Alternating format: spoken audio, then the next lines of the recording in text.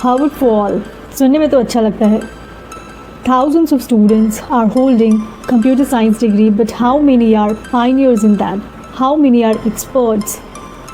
Hello ladies and gentlemen, this is Sangam Kumari, host of the show, and you're watching Story of My Life. Welcome to my channel, and this is episode number 4. Thousands of students are holding computer science degree, but how many are ruling the roost? How many are pioneer in this field? Very few. Most of the IIT graduates के पास knowledge तो है लेकिन skills नहीं, degree तो है लेकिन skills नहीं. So most of IIT graduates end up earning very few bucks, very less amount of money. Employed तो हैं लेकिन सारा पैसा खाने पीने और रेंट भरने में ही चला जाता है. ऊपर से कॉर्पोरेट इंडस्ट्रीज़ का वर्क कल्चर भी काफ़ी टॉक्सिक है. तो ये स्किल्स हमें आखिर सिखाएगा कौन? स्कूल में, जहाँ सिर्फ हफ्ते में कंप्यूटर क्लासेस के नाम पे 2 या 3 ही कंप्यूटर क्लासेस होते हैं, जिसमें भी मोस्ट ऑफ द बच्चे जाके पेंटिंग करते हैं. और जो टीचर्स वहाँ पढ़ाते हैं उनके पास भी प्रोग्रामिंग की नॉलेज नहीं होती है. तो ऐसे एजुकेशन सिस्टम में आखिर कोई कैसे एक IT प्रोफेशनल बनेगा?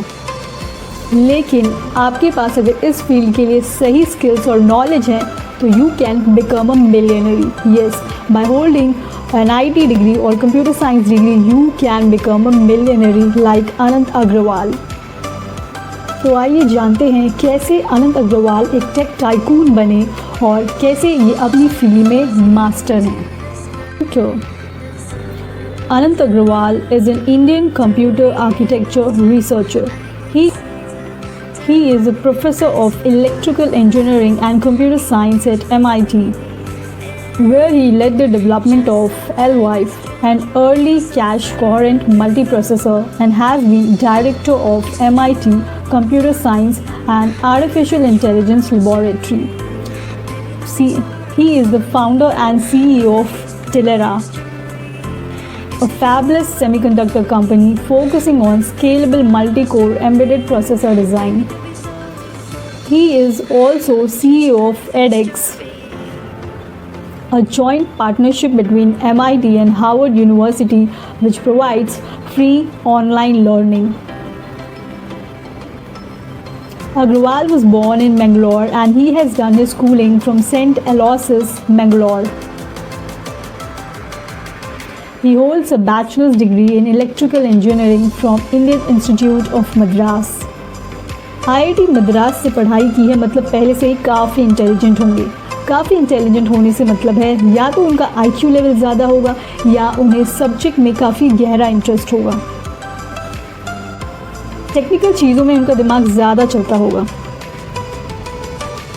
जैसे कुछ लोग सब्जेक्टिव होते हैं या तो भावनात्मक होते हैं जो कविता या कहानी बहुत अच्छी लिख सकते हैं. टेक्निकल जैसी चीज़ों में उनका दिमाग ज़्यादा नहीं चलेगा.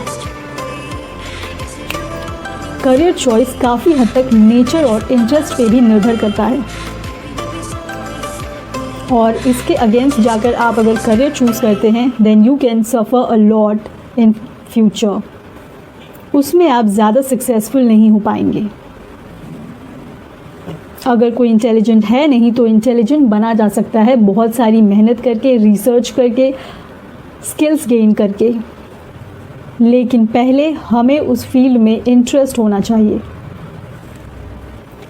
For postgraduate study, he attended Stanford University, where he received an MS in 1984 and a PhD in 1987, both in electrical engineering.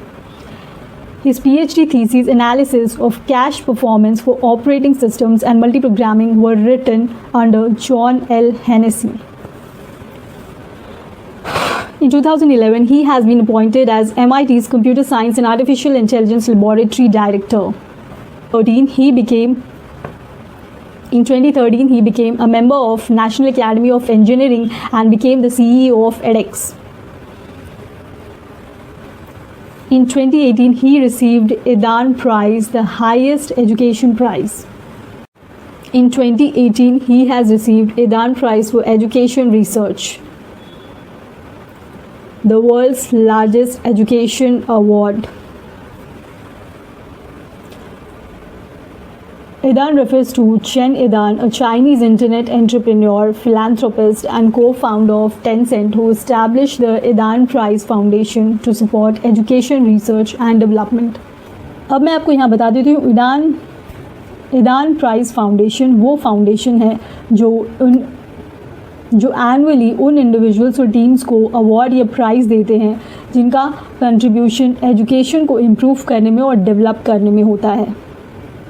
ये 2 कैटेगरीज में दिया जाता है। पहला Yidan prize for education research and दूसरा Yidan prize for education development.